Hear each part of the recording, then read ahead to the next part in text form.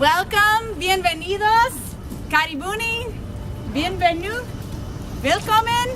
First, let me say what a blessing it is to live in a city where people want to come and live.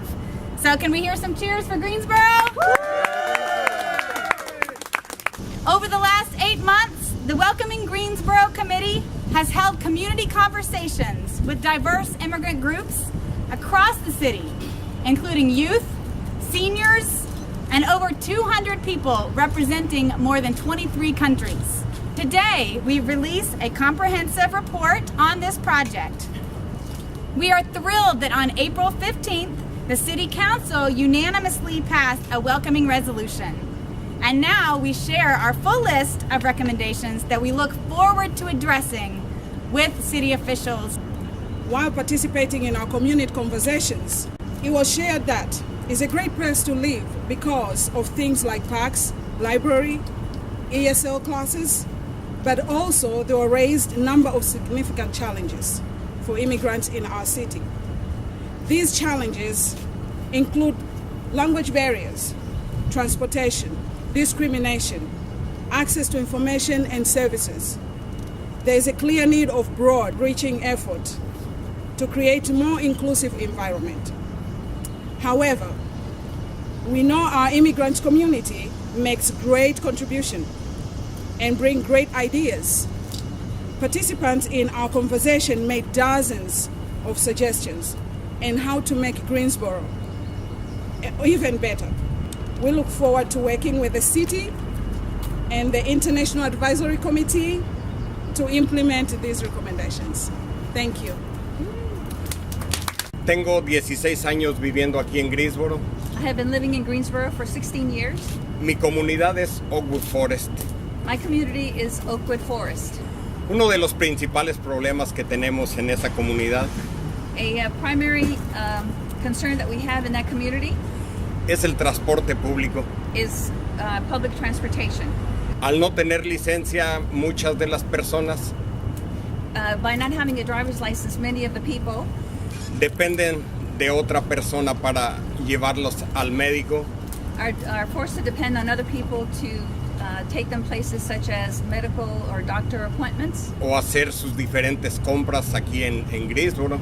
or to run errands or go shopping in Greensboro. Mi familia aquí vive en Greensboro. My family here lives in Greensboro. Mis hijos se han graduado en las escuelas aquí de Greensboro. My children have graduated from Greensboro schools. Mis hijos trabajan aquí en Greensboro. My children work here in Greensboro. Greensboro es mi ciudad. Greensboro is my city.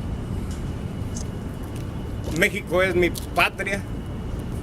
Mexico is my nationality, Pero Greensboro y Estados Unidos es mi país. but Greensboro and the United States is my country. I have been living in America for 14 years. I am a rising ninth grader. I have never been discriminated because of my color, race, ethnicity, or religion.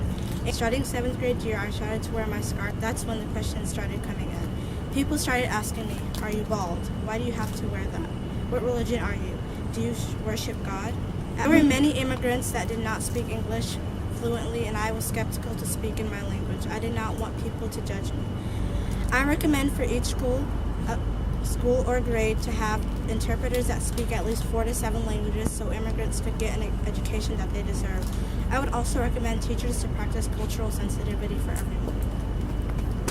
I recommend to all the college presidents in Greensboro, High Point, and in North Carolina to work together to provide a better scholarships for refugee immigrants, to work together to help these populations navigate the college system. It is not easy, it is not simple, it is hard to come from a different country, to come to a new culture, meet new people, learn.